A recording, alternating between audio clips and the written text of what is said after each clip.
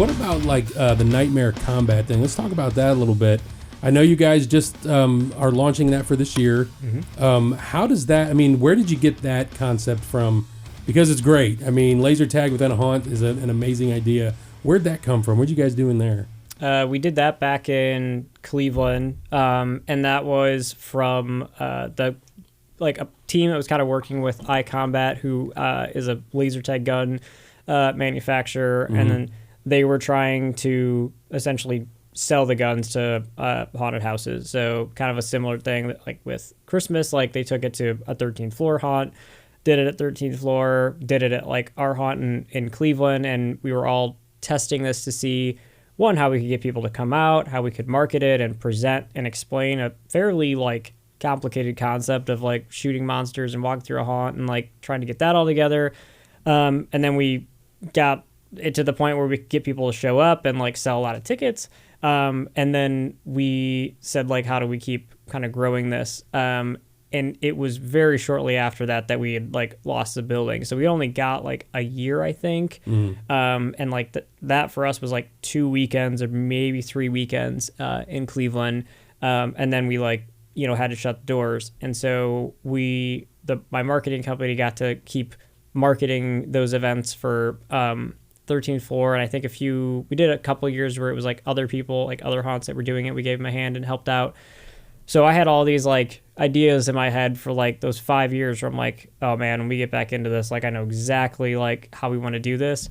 And then as soon as we got back into it, we went all out with it. And between like, we bought brand new guns and like a whole new set of like equipment. And now it's incredible now. And it was always cool, but it was very much relying on you get to shoot, actors, and it's a theatrical thing, but it's still like pretend essentially. Like you're just pretending, they're pretending to die, and that can be fun because walking through the haunt on your own is fun. So like it's not like it's a dumb idea by any means. Like everybody had a blast doing it. Yeah. But you left and you're like still like, okay, what do I get a score? Do I get like what's going on here?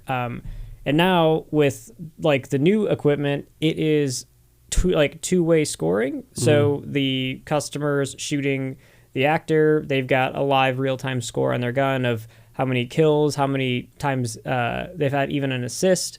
And then the actors have proximity sensors, and the guns have proximity sensors. So you have to kill that actor before they get within 6 feet of you, and if you don't, then they start inflicting damage on your health. Oh, I see. Yeah. And so now it's actually a game. Like now, you die, you come back to life very quickly, like a few seconds or whatever, but it's showing up as a death on your scoreboard and on the leaderboard and impacts your overall score. So now it just totally changed the dynamic where it's not a shooting gallery. Because if you want to sit there and just shoot the person and not do anything while you're shooting them, they're killing you. So you don't want to get close. You don't want to just stand there. So it makes it immersive. And then we said this needs to kind of feel more action-y. So I went to Marco and said, I want this thing, like this semi-truck over here, I want it to blow up like when it gets shot. He's like, cool, I don't know how to do that. I was like, neither do I. And like then we just kept saying like, okay, let's put like a fog machine and like let's do these fans. And then it was air cannons, and then it turned into this thing that now costs somewhere between like $8,000 to $10,000 for these explosions. And it was outrageous, but it was so cool and memorable. Yeah. So now you walk by like this car, and it's all, this destroyed car with an actor on top. It's kind of like the iconic thing in our commercial. And when you're walking by and shooting this actor that's, freaking out and acting on top of the car literally explodes in front of you. And when it explodes, it's like blasting you with fog and like all sorts of different senses. It smells like it's exploding. Like it's really, really cool. It's hard to like kind of visualize until you see it because it's not fire, but you really can't tell. Yeah, that's cool, man.